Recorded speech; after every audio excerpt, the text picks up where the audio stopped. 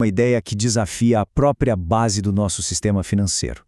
Imagine se a criação de dinheiro estivesse diretamente ligada à produção real, àquilo que a gente de fato produz. Será que isso nos traria mais estabilidade? Ou, quem sabe, seria um freio para o crescimento? É isso que vamos analisar. Para começar, vamos direto ao ponto que sempre gera muito debate. A questão central, o problema fundamental, não é o mercado financeiro subir em si.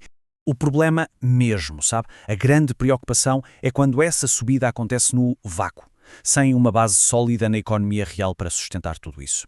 É como uma valorização que parece flutuar no ar. Essa imagem de um crescimento solto no ar nos leva a uma pergunta fundamental. E se a criação de dinheiro não fosse algo ilimitado? E se ela estivesse, de alguma forma, atrelada a algo concreto, algo que a gente pode medir no mundo físico? Ok, vamos entender isso melhor. Para compreender a proposta que vem a seguir, primeiro a gente precisa diagnosticar o problema de base do sistema atual. E esse problema pode ser resumido em um conflito constante. O conflito entre liquidez e produtividade. Funciona mais ou menos assim. No sistema que a gente tem hoje, quando mais dinheiro é injetado na economia, uma grande parte dele não vai de facto para a produção de novos bens ou serviços. Em vez disso, ele corre para o mercado financeiro, inflando o preço de ativos como ações e imóveis. A consequência direta disso é que a valorização que vemos muitas vezes vem desse excesso de dinheiro e não de um aumento real na capacidade produtiva do país.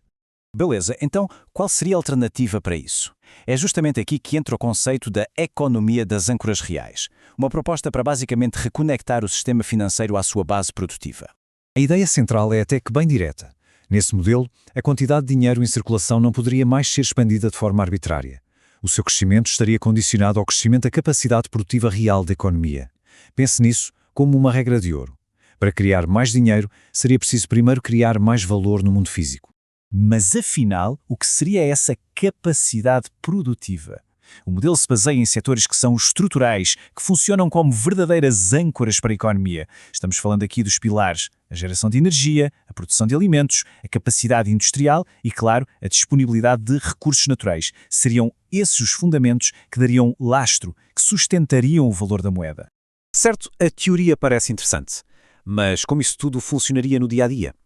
Vamos agora explorar um pouco a lógica por trás do modelo e quais seriam as suas implicações práticas. Olha, a melhor forma de entender a diferença é com uma analogia. O sistema atual se assemelha muito a um casino. Quanto mais fichas, ou seja, dinheiro, entram na mesa, mais as apostas e os preços sobem, muitas vezes sem relação com o valor real do jogo. Já o modelo proposto é mais como uma fazenda. O valor não vem do dinheiro que se coloca ali, mas sim da colheita, daquilo que é efetivamente produzido. O foco muda da especulação para a produção real. Então, as consequências práticas seriam bem profundas. Primeiro, a tendência seria ter menos distorção nos preços dos ativos, já que eles não seriam mais inflados artificialmente por ondas de liquidez. Segundo, o foco do capital se voltaria para onde ele gera mais valor de verdade, na produção, na busca por eficiência, na tecnologia que aumenta a produtividade.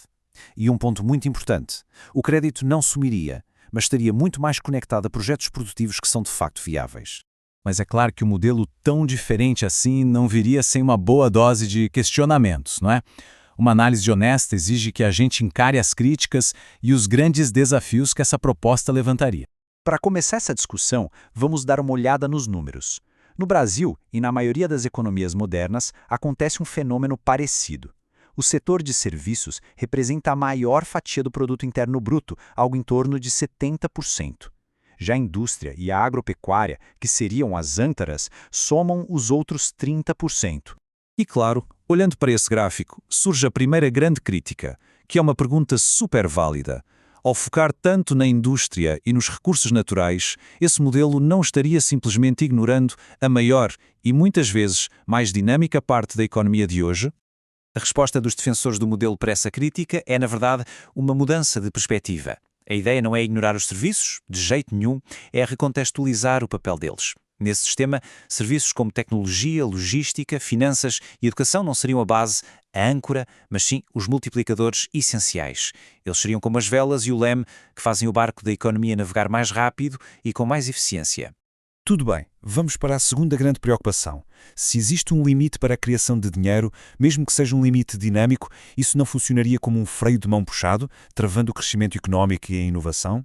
E aqui vem o ponto-chave da defesa desse modelo. Esse limite proposto não é estático, não é uma parede concreto, ele é dinâmico. Se a economia se torna mais produtiva, se a tecnologia permite produzir mais com menos recursos, ou seja, se a eficiência aumenta, a base produtiva se expande e, junto com ela, o limite para a expansão monetária também cresce. O crescimento do dinheiro simplesmente acompanha o crescimento do valor real. Agora, a terceira questão é quase um desejo, não é? Um sistema como esse seria a cura para as crises, as bolhas financeiras, que causam tanto estrago, se tornariam coisa do passado? Olha, a resposta honesta aqui é não. O objetivo não é criar uma utopia económica onde não existe risco.